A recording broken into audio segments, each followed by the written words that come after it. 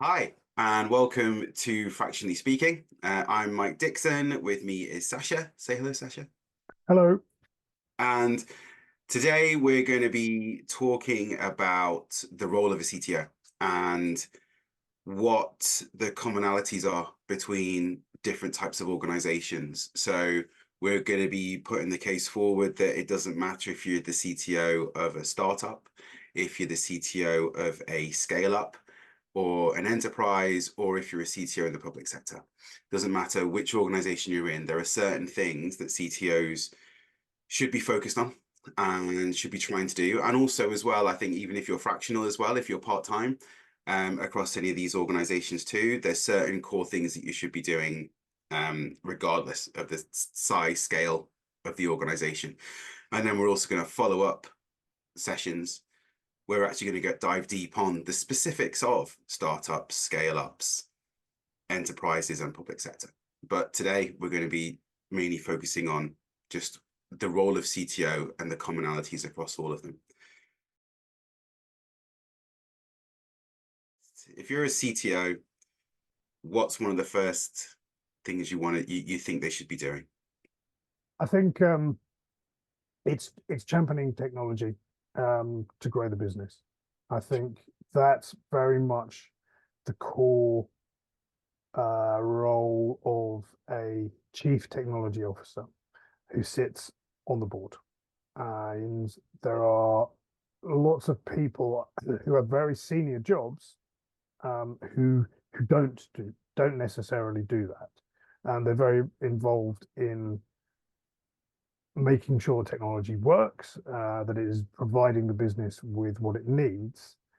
But a CTO is different to a lot of those senior technology roles because it is around talking to a group of people who run the business, and it can also be the investors, VCs, various shareholders, and really surfacing to them how you can use technology, not just to provide services within the business, but how the company can grow because of technology. Yeah, It's a very proactive role in that sense. yeah, I think one of the challenges at that level is how to talk about technology as a value driver, as an enabler for value. Whereas often in various different organizations, it can be seen as a cost center.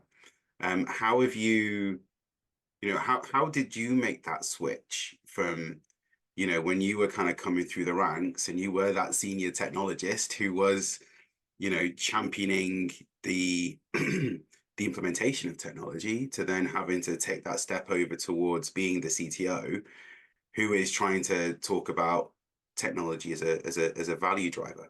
How did you kind of make that switch It's in your head?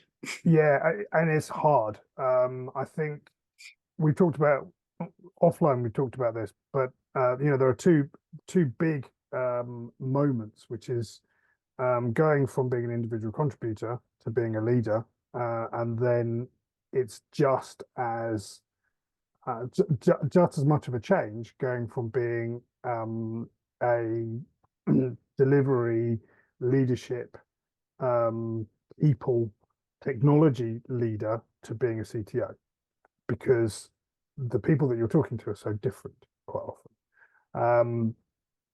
And I think the the roles that I've been CTO in, I've been relatively lucky, if I'm honest, because they are organizations that see technology front and center. They don't see it as another department that fill baked bean cans with baked beans. Mhm. So that's been definitely helpful. However, even within those organizations, it is mostly seen as a very expensive part of the business, that somehow feels a little divorced from the revenue generation. So I think in any situation when you're joining, or when you're moving into a new role, whatever it is, you have to do some work to convince people that you know what you're talking about. And that just gets more and more important because you're playing with millions and millions of pounds quite often. Yeah. And then and there's lots of ways of doing that, but I think and that's something we can talk about another time perhaps. But I think really then it is around a mixture. It's yes, you can go and say we can save money by doing this. We can switch identity providers, which will potentially save us £300,000 a year. Looking at our predicted growth from our wonderful CMO, then these are the numbers that are going to be affected because they have a different payment model. There's lots of things around that where you can look to save money, but that isn't growing the business. It is growing the business because by saving money in one place, you're enabling the company to spend money elsewhere. Yes. But you're not directly doing it. And I think for me, actually, one of the big things that differentiates a true technology company from a company that just says it's a tech company because it solely relies on technology is that it very much figures out ways of selling its technology as a revenue generator. And I mean, I think Amazon is the perfect example of that. You only have to see that AWS makes more money than the rest of Amazon put together, I think, to see that they've achieved that. So it is around doing your research, being creative, talking. You've got to be absolutely front and center with your product people, whether it's the CPO or if you're managing product, which is sometimes the case, then looking for ways to enable growth through the use of technology rather than just money saving routes, which people appreciate, but it doesn't give you the authority within that group in the same way that saying, hey, we'd like to do this. It's going to cost us £500,000, but I think it's going to make us 20 million. Yeah. And I think that's the thing, isn't it? Is if you focus purely on trying to cost save, the rest of the org can then start just seeing you as, well, how much more can you save? What more you end up being on that on that path that actually makes it really, really hard to get out of. Is actually building the relationships with the other C-level people and building empathy and making sure that they know that you know their business, their part of the business, and that you've effectively articulated them as well. Because one of the things I think that's often misunderstood at the board level is it's easy to fall into the trap of it's your team and you're the head of technology and you're the head of marketing and you're the head of sales. Whereas actually as a board, that's your team, right? As a leader, that's your team. And you have an allegiance to that team and to the organization. And then you also have an allegiance to the vertical that you're across. But you have to remember that actually you are a team. You need to behave like a team. You need to back each other and support each other. And the only way you do that is through understanding, okay, what is it that marketing is trying to achieve? What is it that sales are trying to achieve? What is it that HR is trying to achieve? And how can technology enable some of that to happen? And also, I think when it comes to things like budgeting, planning for the year and forecasting and all those sorts of things, it's much better if you're trying to make a case to the CFO or the CEO about having investment, if you're actually in there and it's you and the CMO going together, putting that case forwards as a team. That's how you get things signed off more than, well, it's my budget versus your budget. It's actually how do we collaborate and work well together to be able to achieve the outcomes for the business. I think it's trying to shift your mindset from being the technologist at the board to being actually, no, we are the board, we are the C-suite, we are the people who are trying to drive this company forwards. How do we work together? And then how do we use our different platforms to enable that to happen? Yeah, you make a really good point. And I think it was an area that the first time out, I struggled to know when to do it, which is to say I need to be as critical of the rest of my team as I am of myself. But obviously that has to come from a shared understanding that I'm doing this for us rather than I'm doing it against another person. Because you need to be sat there and say, I'm not convinced that this is the right strategy for the organization. And it can be about something that you're not a field expert in. And you can use your experience from other organizations where you've seen things happen, perhaps secondhand, to say, I've seen us focus on raw sign up, but it hasn't translated into revenue growth. And freemium doesn't work in this particular kind of field or whatever. There's lots of areas where you start to have to become a bit of a business expert rather than just a tech expert. Yeah, absolutely. What's one of the really common patterns that you see successful CTOs doing within their area? I think another key one then is setting standards, applying principles, and making sure people really understand the values of the technology organization as a whole. And again, this transcends the organization. This is what good CTOs should be doing, is saying that and actually it's not just for the CTO in his ivory tower or her ivory tower to say these are the standards and this is what I expect from you and so on and so forth. Where I've seen it work best and how I've done it is getting the team together, workshopping it, getting together in a room and saying, okay, well, what's worked for you before? Everybody's got different experiences. Everybody's worked at different organizations.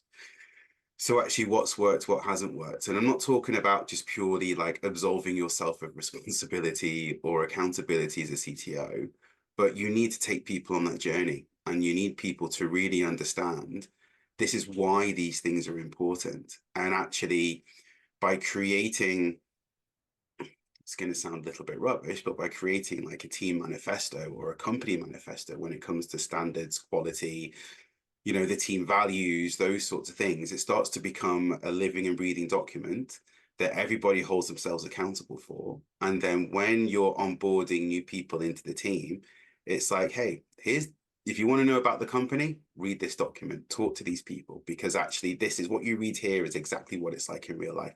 You could even start publishing that on your website.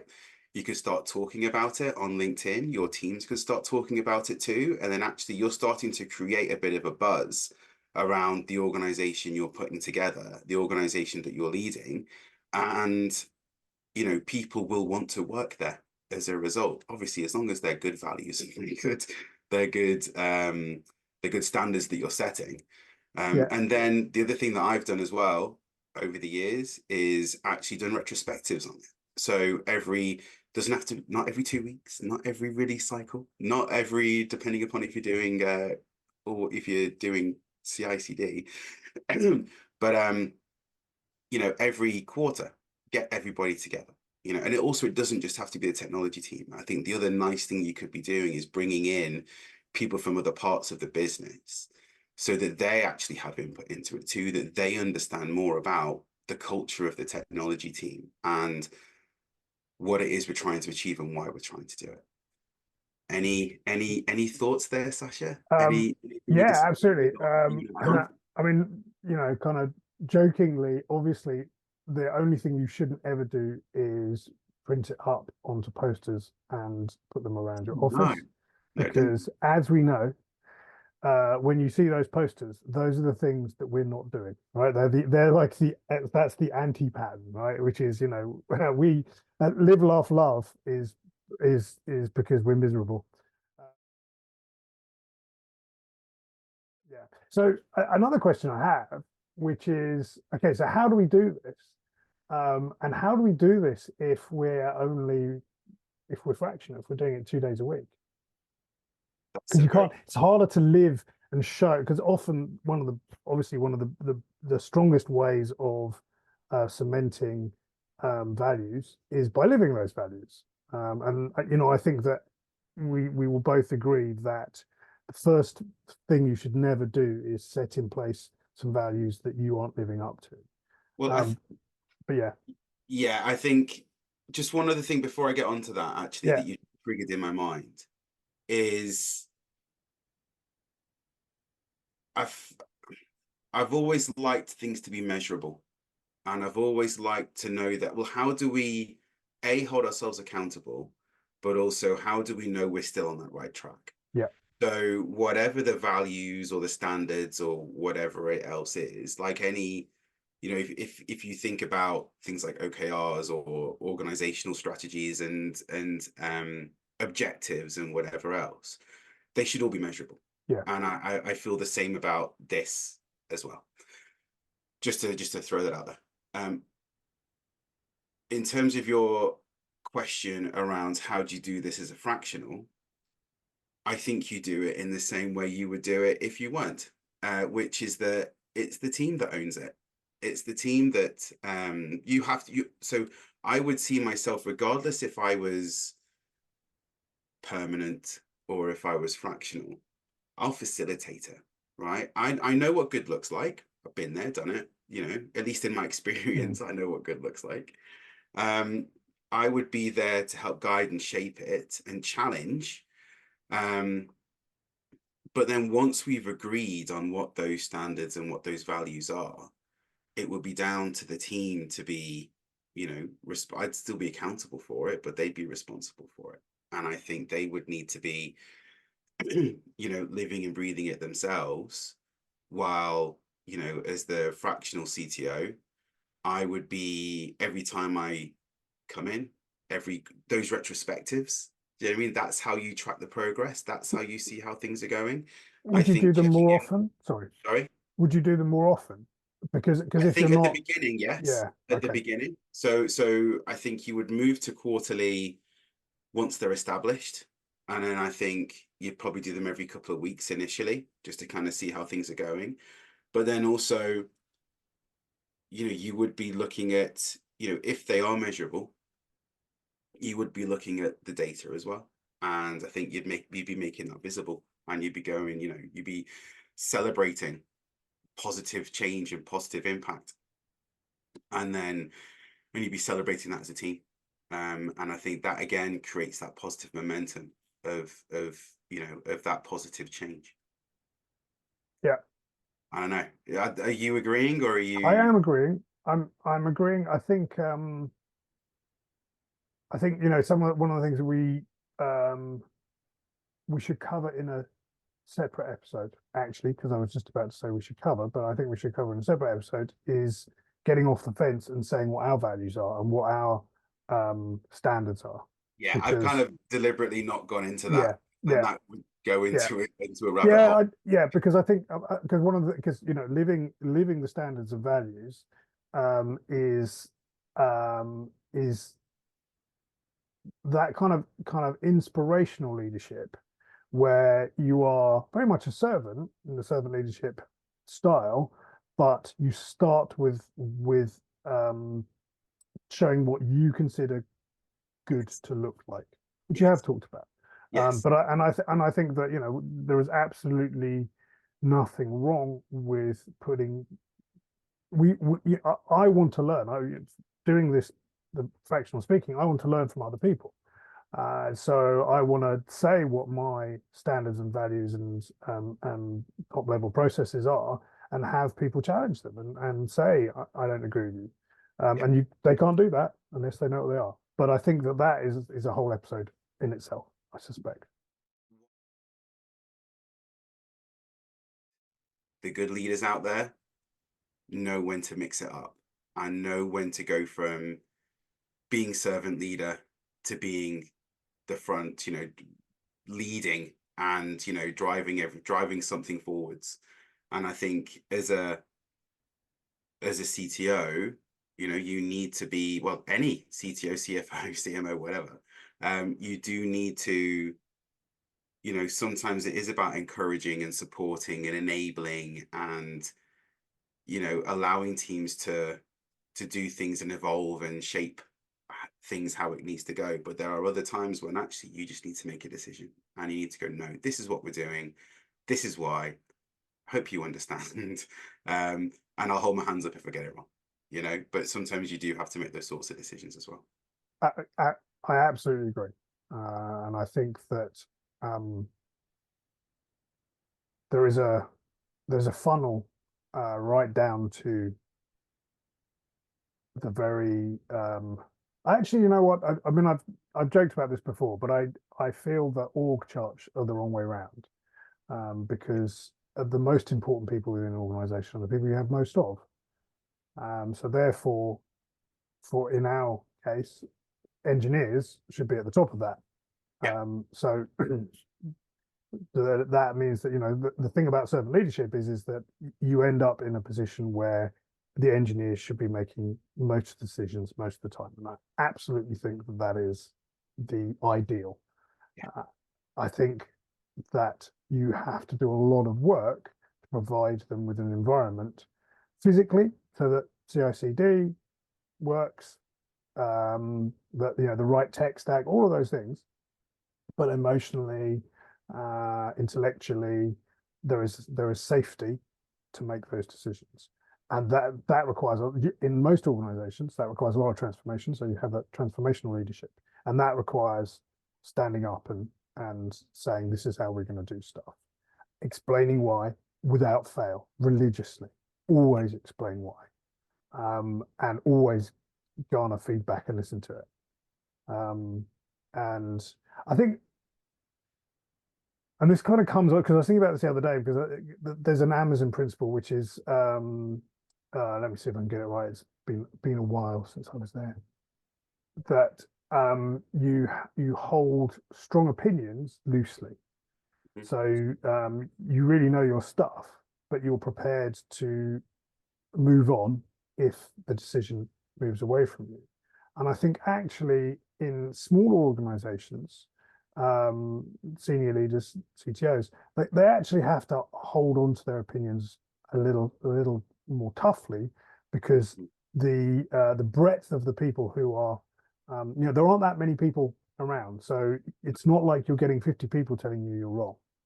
And that really, I think that's a very interesting place. But maybe we'll get onto that next time when we talk about startup CTOs.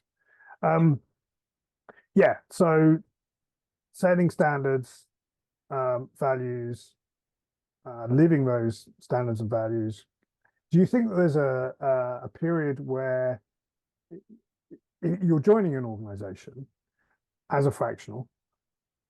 How do you feel that you can rely on your team to deliver on the not recommendations, that the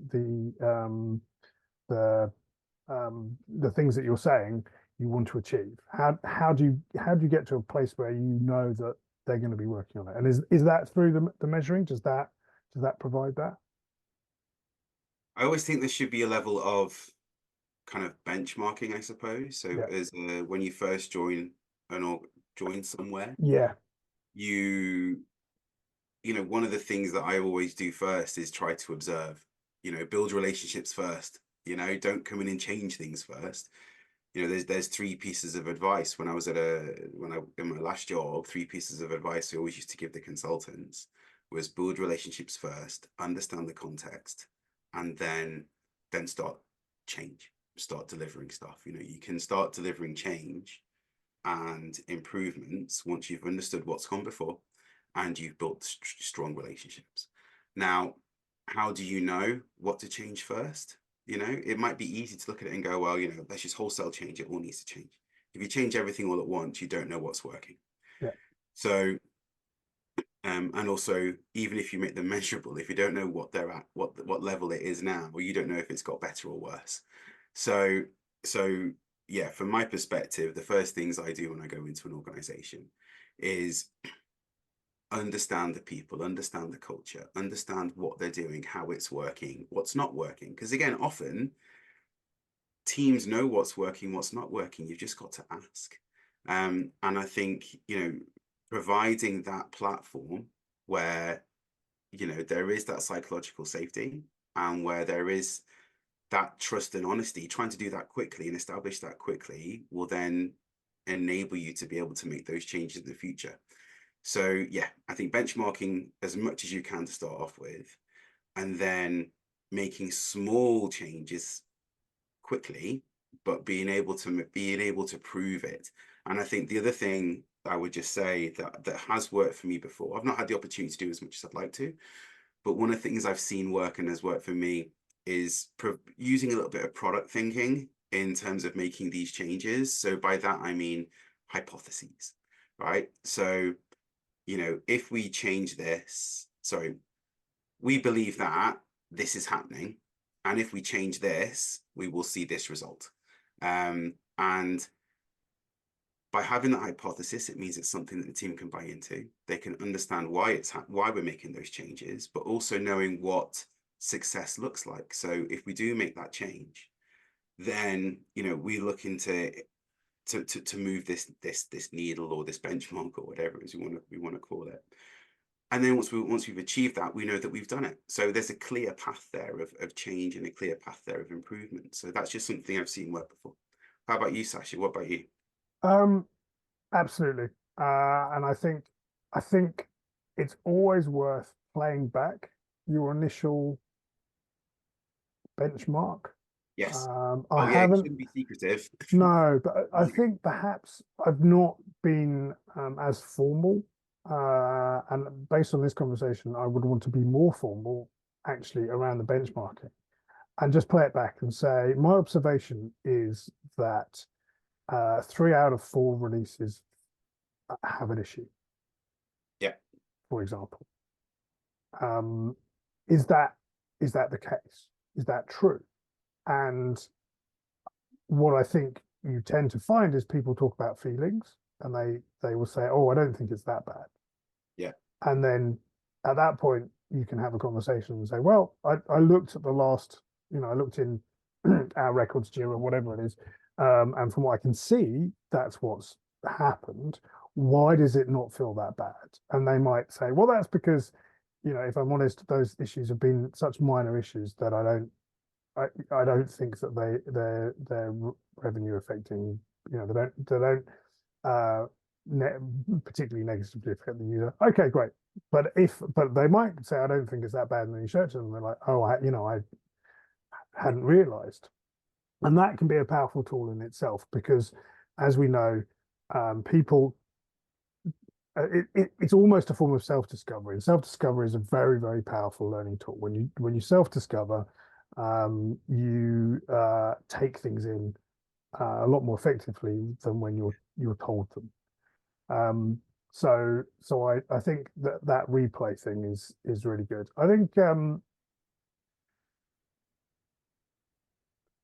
when it comes to, I think I think having philosophical debates effectively around culture, standards, um, values is really important because I think it helps set the tone of what people can expect from your leadership style very early on. Therefore, it is critical that you're very clear. I mean, you should always be very clear, but you have to be very clear because you don't want people to come away feeling like, oh, my boss is a tyrant. Um, so I think yes, having some quite theoretical models and talking about in an ideal world, I would like to work in this kind of environment. Uh, and if you can get some buy-in to that, then you've already in quite an unstructured way, which is a great starting point. You're getting buy-in to some potentially painful changes that may come.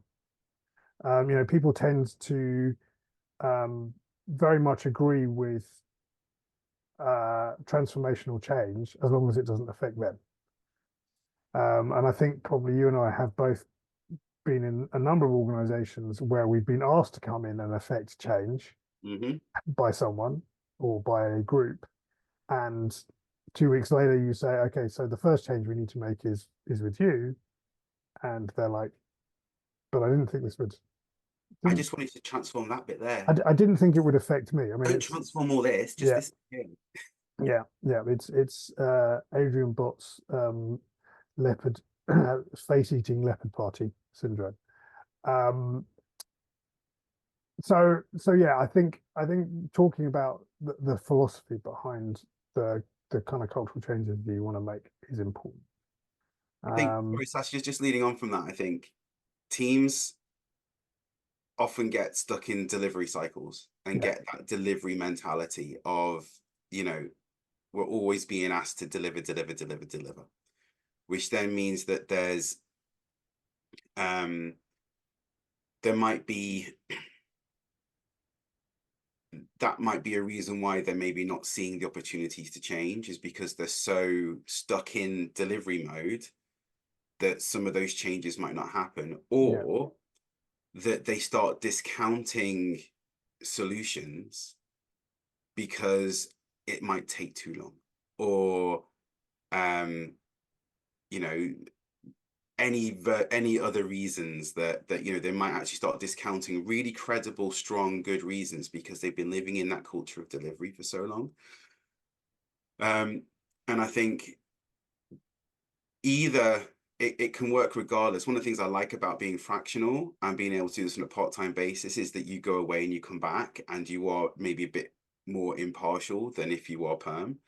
But even if you are perm, it's having that foresight, and again that kind of commercial view of actually, you know what, we shouldn't be discounting these things, and actually it's okay for things to take a little bit longer if it's the right thing to do.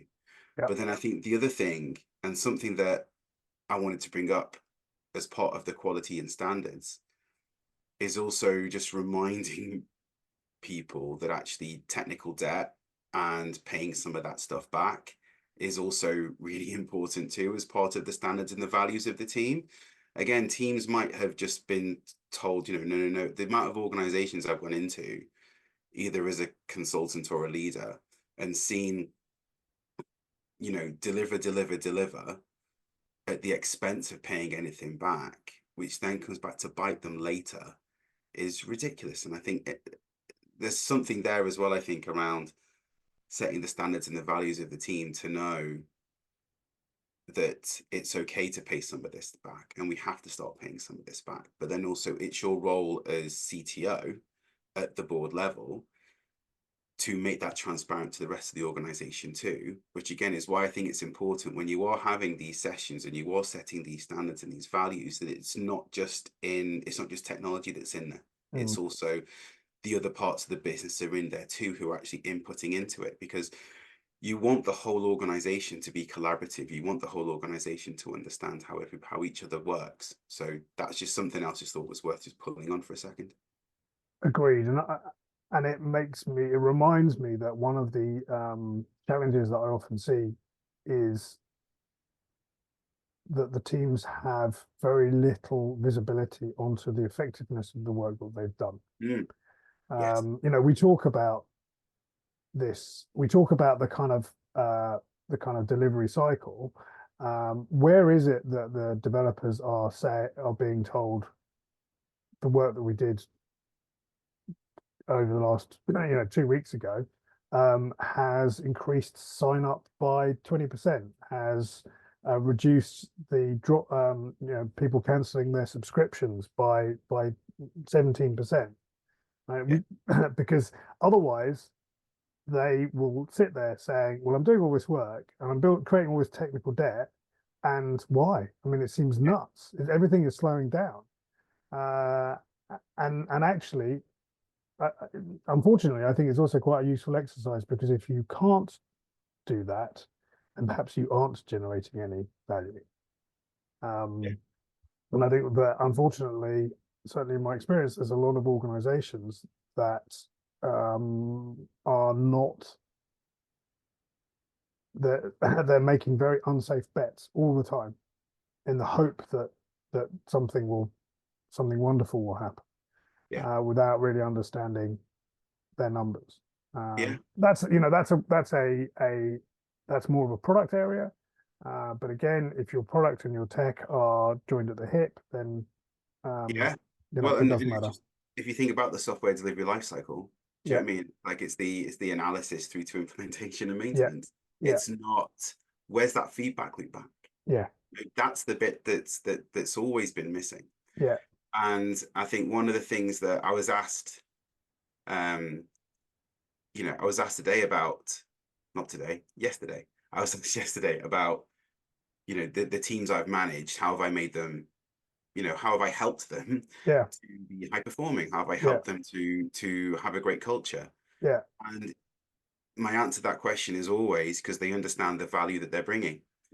There's a clear objective that we're working towards that's measurable, and that whatever work we do towards that objective, we make sure that we get that measurement back so that we can celebrate the wins. And we can, and if a team understands the objective, then if they're faced with a choice of do I take path A or path B, because they understand the direction we're going in, 9 times out of 10 they will make the right decision. Whereas it's when you don't have those clear objectives, you don't have those clear measures, people can procrastinate on that for a long time. Or you end up getting into philosophical arguments with other engineers, and it's like, well, I think we should do it that way. I think we should do it that way. And then you end up having to prototype both versions, which is fine. There's all good ways of resolving those sorts of issues. But if you're not clear on what that objective is, let me rephrase that. If you are clear on what the objective is, then those discussions go away because you're focused more on making the right decisions because you really understand why. Yes, absolutely. And as part of that, one of the things I'm often surprised by is the lack of simple economic value model of iterative product release. And why iterative product release is a better model for revenue than Big Bang. But no one, very few teams understand that. No one draws that stepped graph versus the big cliff, and why there's this sort of triangle in the middle of extra revenue, or rather revenue that comes to you more quickly and more effectively. I think that probably is, we should make a note that that's another session as well. Absolutely. Another one. Because I remember I've started reading, in fact, you told me about the book Accelerate. And that book, they have actually done studies into Big Bang releases versus the incremental development, and how that how it can be obviously be more positive to incremental, because you're getting that feedback loop on a constant basis and you're able to change it and evolve it and whatever else as you go, as opposed to Big Bang. So I think that's probably another session in its own right. Absolutely. I think much of the role of the CTO in hiring is around standards and values rather than direct involvement. Obviously, we're talking about various scales, and you can argue that, you absolutely should argue that a CTO at a startup that has 2 developers in it and is hiring a third, they can directly be part of that hiring process. I've talked in lots of places and on other forums around my aspirational 48-hour rule, which is that the hiring manager should be able to make an offer to a candidate within 48 hours of seeing a CV. So they see a CV on Monday morning, Tuesday late afternoon, potentially, or maybe even Wednesday morning if I'm feeling generous, they can send out an offer. And if that person accepts the offer, they can start the next day. If they can start. Now, most of the time, there's lots of things that get in the way of that. But if you work towards that, and you're a CTO who has a very busy schedule, unless you are able to absolutely say, I'm sorry, I can't attend this board meeting because I've got an interview, then you shouldn't be involved in the process. From a kind of actual sitting in front of a candidate. What you should be doing is creating a process that is so robust and strong, and you have people that you absolutely trust and get what it is that you're trying to build, that you are 100% relaxed. And it was something that you said to me as well, is that sometimes CTOs are part of very much part of the hiring process, to the point where nobody else has really spoken to people. And so you bring in somebody who no one's ever met other than you. We've had that before. Yeah. Exactly. I've seen Yeah. it before, where at the consultancy I was at previously, we were onboarding people into teams and they had no idea that that person was turning up, because it was all done via the CTO, which makes it quite unsettling for people. And I think it is important to obviously have other people involved, and it should never be a surprise. I love the idea of the 48-hour thing, because actually, if that ends up being something that you're working towards as part of the standards or the team manifesto, or, you know, because that should also be covered off in the manifesto. It should be, you know, when we hire for this, and, you know, we're looking for that, and we should be able to onboard them in X. But that also gives you as a CTO something to work towards, because, you know, you got to think about, well, how do we onboard? You know, can we turn around accounts? Have we got this platform? Have we got this thing automated? You know, can we create all these accounts and everything? I mean, I saw there's a bank, a well-known startup bank that now isn't startup either. They're very, very big now. 4 to 6 weeks is their process for any role. And it's just, you know, yeah, it's crazy that A, they need to take that long, but B, you know, you know what good looks like. And I don't think you need, obviously different roles require different levels of, you know, involvement from different parts of the business. But, you know, for a lot of roles, like you've said, you know, 48 hours, you know, you're assessing, you know, you maybe have like a quick screen, you know, you do a bit of pairing. If it's an engineering role, bit of pairing. Can I work with this person? How do they approach problem solving? And then like maybe a final stage with the CTO, or with, you know, the head of engineering or whomever else. It just needs to be 2-3 steps. It doesn't need to be much more than that, does it? I agree. You know, I think unfortunately the only way to tell if somebody is right for the role is after about 6 months of them doing the role, and that we call probation period. So I generally agree that you don't need a very complex hiring process. I think that organizations that take so long to hire people, what they're failing to really understand is that people are the most important part of an organization.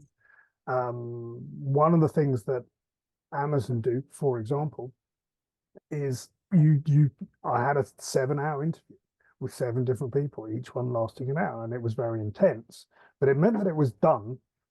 And I felt very important. I felt very much that Amazon understands that one of the major secrets of its success are its people, and that Amazon have always been very vocal about that. So I think that organizations that are treating it as hiring again, don't understand that. They don't understand that people are the most important part of the business at every single level. If you want somebody doing something, if you're going to give them money, you want them to be able to do it well. You want people who can do it well. And there are lots of ways of figuring those things out. I think one of the things that, for example, 101 Ways has done very well. People are always incredibly complimentary about the quality of the engineers there. But the tech tests are they're not hard. They're revealing, but they're not hard. The hard part is the ways of working, the people side of it, the human psychology side of it. And that's actually where a lot of people fail, because you know, a lot of the filtering has gone on quite early on, so that we know that people are good at the technology, and we're just getting a feel more so for how they communicate through technology, often through the technical tests. And I think that that's a great model. You know, I think that Yes. you want to be focusing on their attitudes towards teamwork, their attitudes towards communication, their attitudes towards their philosophy around software and product and delivery, and all those things. Those are the important things. You're particularly if you're hiring permanent people, but even contractors to some degree, you're hiring for potential. Occasionally you hire somebody because you need a very, very, very specific thing done. It's short term, pay a lot of money, get an expert, get it done. Great, fine. But that's a different scenario. Yeah. Was when it comes to hiring, and do you think there's a case to bring in someone fractional like ourselves to, if they're struggling to hire, to actually come in? And because you kind of think of fractional leadership as being, well, I'm bringing in a fractional CTO, Yeah, right? And they're doing the whole CTO role as a yeah. fractional. Whereas actually bringing somebody in with experience like ourselves, you know, would you as a fractional person be happy to just spend a couple of days a month or a couple of days a week, or have 10 days of time spent where you're actually looking at just the talent process and looking at the hiring process? I've done it. I've done it. I mean, you know, I was very lucky. I did it for the very group up in Liverpool. Yes. You know, second largest e-retailer in the company. And I've done it for startups. I have one of the I think one of the common anti-patterns that you see at startups is that, you know, it's a bit of a joke, but the hardest code a engineer will ever write at startups is during the interview, because they're often being interviewed by technical people who are naturally concerned that they're only going to be working alongside people who are really, really proficient, and they understand a lot of computer science, so they test them on computer science theory, and actually they don't ever hire anyone, because no one is as good as them. There's a reason why they're the head of engineering. You can't find a mid-level developer who's as good at you at engineering, as because otherwise they'd be a head of engineering, right? So there's lots of anti-patterns that I see in the hiring ecosystem. I think I've done it. I've actually really enjoyed it. It's one of the things that I really enjoy is helping organizations grow and get really good people. Yeah. And I think that I also come with the attitude that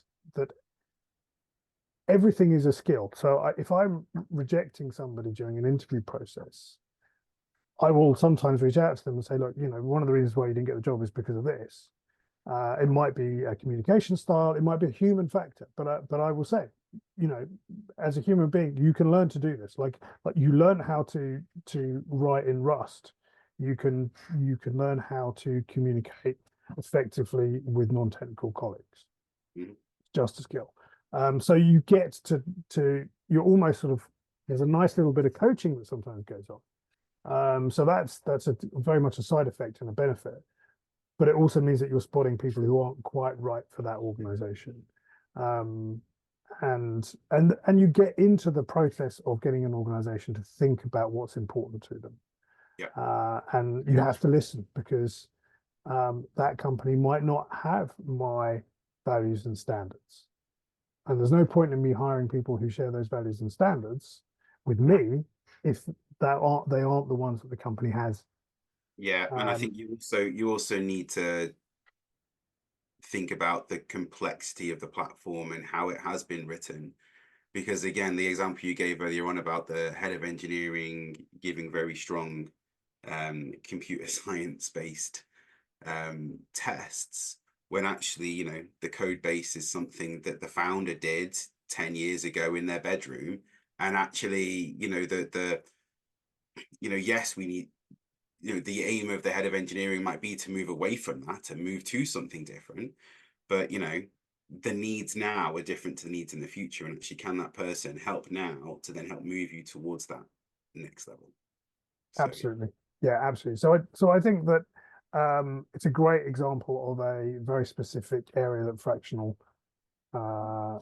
leadership can help. And I would imagine that this is absolutely the case for any area of expertise. yeah, Having somebody who has, I mean, I think I have probably interviewed 1,000 people in my career. yeah. Having having that experience, I think, I'm ringing my own bell here, but I think it absolutely pays off in organizations where the person doing a lot of the interviewing, it's their first leadership role. And enabling me to coach them is the most effective part of it. Yeah. And yeah, and the 48-hour rule, just do it. What are some of the things that they do that we've seen CTOs do and that Yeah, we've done before yeah, that maybe we shouldn't be doing as CTOs? yeah. I think the two obvious ones are micromanaging. Yeah, And I suppose it's kind of a subcategory, but also getting too involved in the weeds of delivery,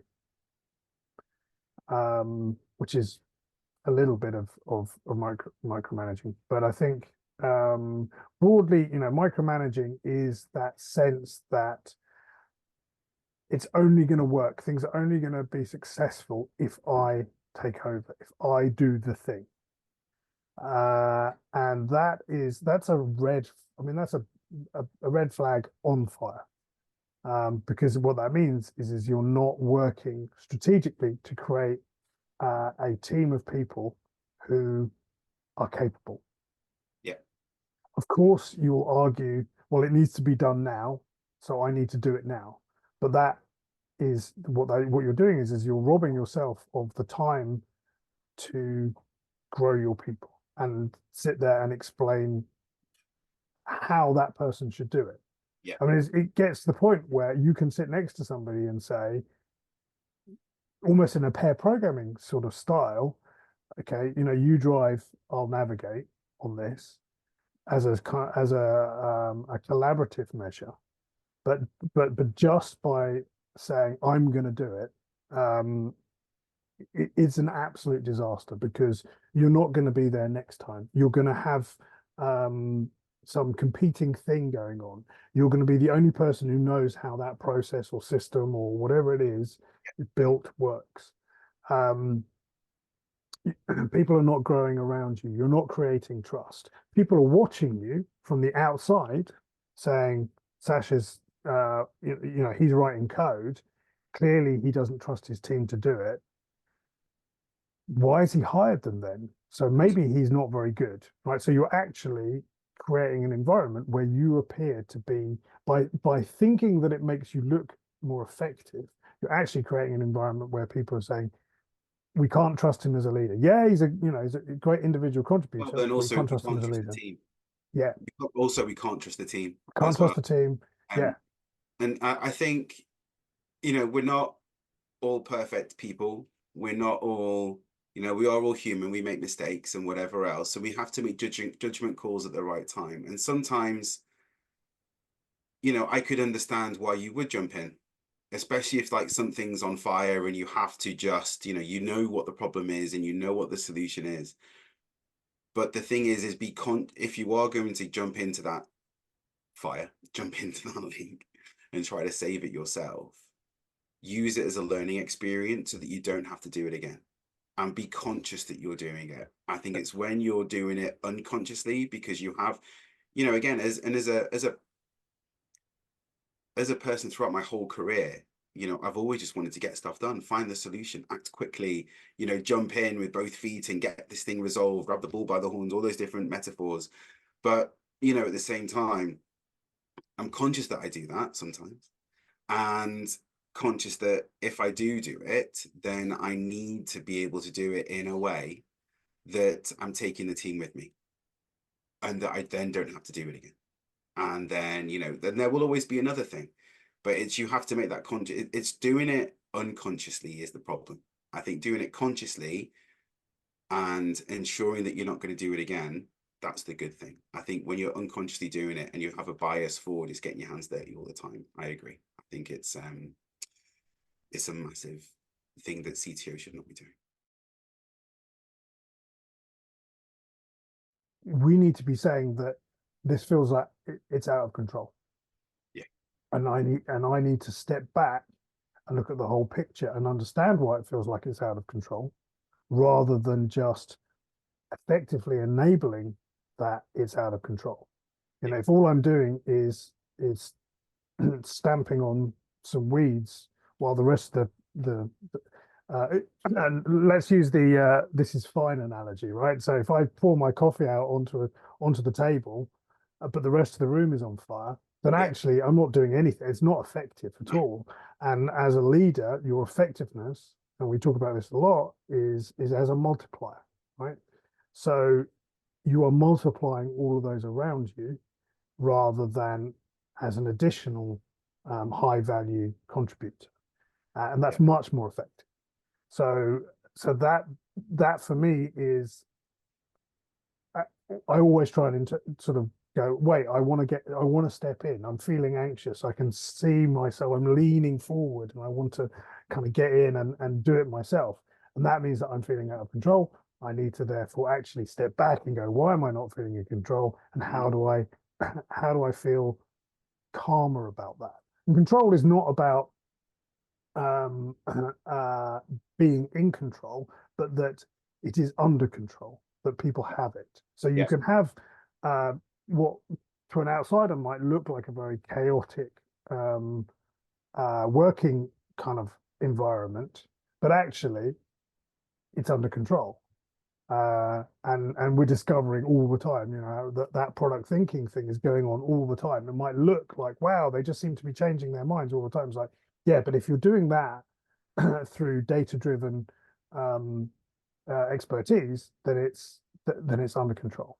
Yeah, yeah, and I do think I like that bit of advice that you just gave, which was if you feel like if you feel as though you need to step in, step back first. Yeah. Before stepping in. And I think that's just next time in that situation, I'm gonna have Sasha sat on my shoulder, say, no, just take a step back first, and then act. Yeah. Well, a lot of time, if it's senior leadership, as in like the board, then or like a steer co or something like that, then it starts to become date driven, and it starts to become, when am I going to get this? Or there's, obviously plans going on elsewhere that rely on, something being delivered by a particular day at a particular time. So that's some of the bad things that I kind of see. I think that often happens when there is that lack of trust in terms of delivery. Which then means that as a leader, I've seen really, really good CTOs and CPOs and VPs of Eng and whatever else. I've seen them ended up putting in like these strange processes for delivery, like 6-week cycles of 2 weeks of this and then 4 weeks of that, and then and it's seen as a bit of a reset, but actually I see it more of a bit of an anti-pattern again, of like you're under pressure to deliver, so I'm going to put more process in place that actually slows down our ability to deliver, and so on and so forth. For me, it's hard, isn't it? Because there's different strategies you could take, because what I would hope, well, whenever I've run these teams, is we never got to that point because we've been iteratively delivering, and it's been more about cadence and more about delivering value quickly, improving that. But then you also then I remember a story you told me about when you joined an organization. I can't remember which one it was, but the new CTO joined and he was walking around all the teams asking them what their velocity was. And it's like, no, please, let's stop doing this because this doesn't help. Um, let's just, what I try to do, if ever I'm brought in and it's a turnaround and there's those sorts of things being asked for by the board, it's like, well, let's make sure we're prioritizing. Let's make sure we work on the most important things first. Have we got, the example that I think you and I have both got common experience on? There were so many teams all working in silos and all trying to do things separately, but then they all were dependent on each other as well. And it was a bit of a messy situation. It's how do we simplify this? How do we make sure that, we get what we need, but then also trying to understand from those other stakeholders and the other people across the business, why is it so important that this thing needs to get built by this date? Mm. What impact is that actually going to have on the business? And sometimes execs like to put dates on things just to create a bit of urgency. Yeah. And just to because again, that trust isn't there. I would hope that by trying to understand what some of the fears are of the organization and what some of the impacts of delayed delivery would have, to actually go, well, look, could we look at this in a different way? What's the minimum thing we could deliver to get this thing out? And again, often it's because the organization sees an MVP as a full like for like replacement of a previous platform. Yeah. That's not an MVP. Are there ways we could actually start shaving pieces off the current platform and replace it with the new? There's lots and lots of different ways to skin that cat. And I think that one of the things that we do not talk enough about is, because when somebody says we need this by this date, they're not even being honest with themselves, because actually what they mean is we can only afford to spend £500,000 on this, right? So, and if a team costs, I don't know, let's make up a number, £50,000 a month, which is actually quite light. If a team costs £50,000 a month and we're prepared to spend £500,000 on it, that means it's 10 months. Now, why is it that we're prepared to spend £500,000 on it? It's because we think, we want a 10 times, we want to create 10 times the amount of value. So we think we're going to make 5 million from it. And once it gets past that, at that point, then we should have picked something else, because there are other things that we could have picked that might have made us more money by spending less money. And that's the honesty that I think is so often missing in those conversations. And I think that, and that works the other way, right? Because I think that if you were to say to a developer, because developers and teams absolutely hate being told when something has to be developed by. But I think that if you were to say to a team, here's £500,000, can you get this done? Then they'll either say, absolutely no way, or wow, that's a really exciting constraint. Yeah. But we don't. We say you've got 10 weeks. Yeah. But I also think as well, Sasha, that conversation isn't had enough with the wider organization. Because actually, if the board, if the steerco or whomever if there's a stakeholder who's making a launch date mandatory, you can say to them, well, the cost of the team is this. If we, is the thing we're going to be building, is the value that we're going to be delivering, relative to the cost of build? Yeah. Because actually, if you went to that person and said, look, it's so important, we need to build this thing, and we have to have it by this date and so on. If you say to them, look, it's going to cost you 500 grand to build, that's how much, because you often just see the team as they're always there and they've always got to work on something, so they might as well work on this thing. Whereas if you were to say, look, that thing you want to build, we think it's going to take this long, and that means it actually equates to this much cost to the business, is changing that, adding that button or moving that thing or creating that piece of functionality, is that going to get the returns that we should be aiming for as a business?